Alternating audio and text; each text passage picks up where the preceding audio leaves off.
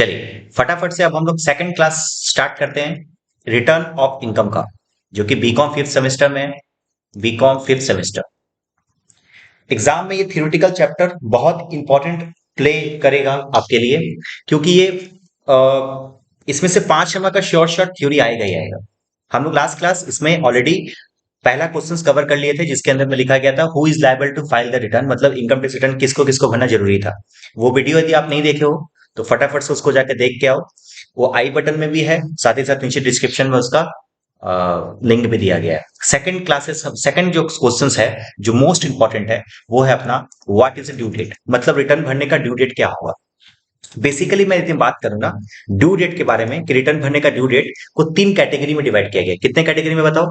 3 category में divide किया गया। पहला जो ड्यू डेट होगा 31 जुलाई का होगा।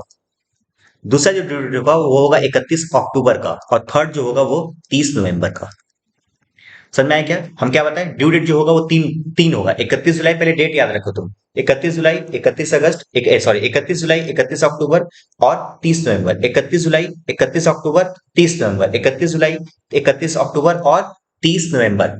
अब इसमें किसको किसको रिटर्न भरना है देखो। पहले यदि मैं बात करूं अक्टूबर के बारे में, देखो अक्टूबर, 31 अक्टूबर ड्यू डेट उसके लिए है जिसको हम बोलते हैं कैप। क्या बोलते हैं बोलो? कैप। अब कैप का केस का मतलब क्या हुआ? सी का मतलब हो गया कंपनी। कोई भी टाइप का कंपनी, जो कोई भी टाइप का कंपनी, मतलब सिर्फ एक टाइप की कंपनी को छोड़ के कोई भी टाइप का कंपनी, सभी को जो अपना रिटर्न भरना है वो 31 अक्टूबर के पहले पहले रिटर्न भर देना। मतलब किसी भी कंपनी के केसेस में जो ड्यू डेट होता है वो क्या होता है? 31 अक्टूबर।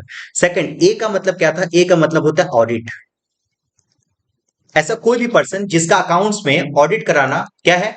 कंपलसरी है। ऐसा कोई भी पर्सन जिसका अकाउंट्स में ऑडिट कराना कंपलसरी है, उन लोगों के लिए भी जो ड्यू डेट होगा वो क्या होगा? 31 अक्टूबर। ठीक है सर। पी का मतलब क्या है? पी का मतलब होता है पार्टनरशिप। ऐसा कोई भी पर्सन जो एक ऐसे पार्टनरशिप फॉर्म में पार्टनर है जिस पार्टनरशिप फॉर्म का ऑडिट कराना कंपलसरी है। ठीक है, तो इस तीनों ही केसेस में क्या होगा? 31 अक्टूबर। फिर से सुनो, कंपनी के केसेस में इस कोड याद रखना, CAP, कैप। कैप का मतलब कैप। सी का मतलब होता है कंपनी, ए का मतलब होता है ऑडिट और पी का मतलब होता है पार्टनर्स।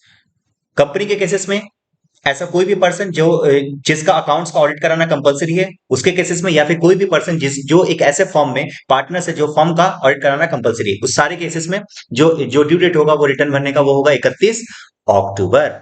सर 30 नवंबर किसका होगा? सर 30 नवंबर उन लोगों का होगा जो सारे के सारे ऐसे ट्रांजेक्शन में जो इंटरनेशनल है, international transaction. Sir international transaction मतलब क्या होता है? सर दूसरे देश के साथ ट्रांजेक्शन कर रहे हैं, मतलब उनका या तो ब्रांच बाहर है या तो फिर उनके कस्टमर्स बाहर है, उनके साथ यदि ट्रांजेक्शन कर रहे हैं ना, तो उन केसेस में क्या होगा? उनका जो ड्यू डेट होगा वो 30 नवंबर होगा। क्योंकि उनको इंटरनेशनल ट्रांजेक्शन कर रहे हैं तो उनको अकाउंट्स उनका थोड़ा बड़ा होगा तो उनके लिए थोड़ा टाइम भी ज्यादा चाहिए, इसलिए रिटर्न का डेट का भी थोड़ा टाइम को बढ़ा दिया गया 30 नवंबर। समझ में आया बात? क्या बताया सर? 31 अक्टूबर 3 केसेस में, नवंबर 1 केसेस में। 31 अक्टूबर 3 केसेस में cap, CAP, C for company, A for audit, P for partners. और 30 नवंबर किसके लिए सर? 30 नवंबर इंटरनेशनल ट्रांजेक्शन। ऐसा कोई भी पर्सन जो इंटरनेशनल ट्रांजेक्शन में एंगेज है, वो सारे के सारे का जो ड्यू डेट होगा वो क्या होगा? 30 नवंबर। और 31 जुलाई सर किसका है सर?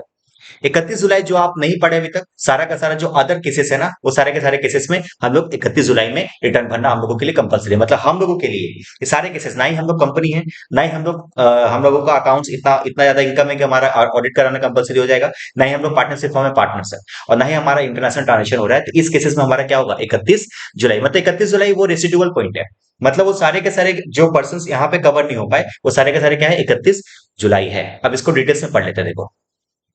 अच्छा, इसका जो पीडीएफ है ना, इसका पीडीएफ में नीचे लिंक दे दिया हूं, आप वहां से जाके डाउनलोड कर सकते हो। ठीक है, चलो। क्या बोला है? SSC person required to furnish. 30 नवंबर मैंने क्या बताया था? International transaction. खाली कीवर्ड्स को मैं हाईलाइट करूंगा, देखो।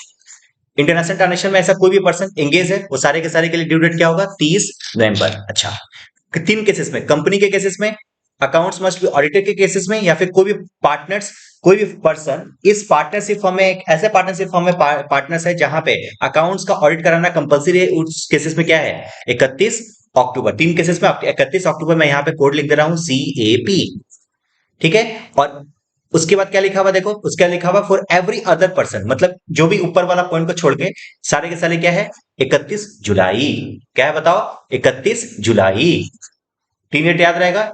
एग्जाम में इसके ऊपर शॉर्ट नोट भी आ सकता है, या फिर ऐसे भी पूछ सकता है what is the due date of return. समझ में आया, एकदम क्रिस्टल क्लियर। चलिए हम लोग नेक्स्ट वीडियो में हम लोग और भी बहुत इंटरेस्टिंग जो इंपॉर्टेंट होगा इस पर्टिकुलर चैप्टर के लिए, वो सब वीडियो हम लोग लेके आएंगे। चलिए मिलते हैं फिर, बाय।